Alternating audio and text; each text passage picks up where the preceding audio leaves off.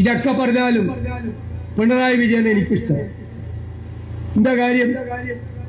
വയനാട്ടിലേക്കൊരു തുരങ്കപാത, കിലോമീറ്ററുകൾ നീളുന്ന മലയോര പാതകൾ, കാസർഗോഡ് മുതൽ തിരുവനന്തപുരം വരെ 6 വരിപ്പാത, എല്ലാ നഗരങ്ങളിലും ബൈപ്പാസുകൾ, സ്മാർട്ട് റോഡുകൾ, ജലപാതകൾ, മെട്രോയും വാട്ടർ മെട്രോയും, തെക്കേ അറ്റത്ത് തലയുയർത്തി നിൽക്കുന്ന ഒരു തുറമുഖം. നൂറ്റാണ്ട് കൊണ്ടുണ്ടാകേണ്ട വികസനം കേവലം ഒരു ദശാബ്ദം കൊണ്ട് നേടുകയാണ് നാം. കേരളം മാറുകയാണ്. ലോക ഭൂപടത്തിൽ വ്യത്യസ്തമായൊരു കേരള മാതൃക വരച്ചു ചേർത്ത് അസാധ്യമെന്ന് വിധിയെഴുതിയതെല്ലാം, അനുവദിക്കില്ലെന്ന് വെല്ലുവിളിച്ചതെല്ലാം ഓരോന്നോരോന്നായി തലയെടുപ്പോടെ ഉയർന്നു പൊങ്ങുകയാണ്. എത്ര ദുരിതപർവങ്ങളാണ് ഈ 10 വർഷക്കാലം കൊണ്ട് നാം നീന്തിക്കയറിയത്.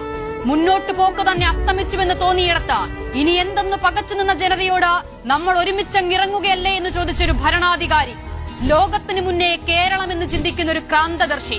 അതെ, പിണറായി വിജയൻ എന്നൊരു കമ്മ്യൂണിസ്റ്റിന്റെ ദീർഘവീക്ഷണത്തിന്റെ സ്വാദ് കൂടിയാണ് നാം ഇന്ന് അനുഭവിക്കുന്ന നവകേരളം.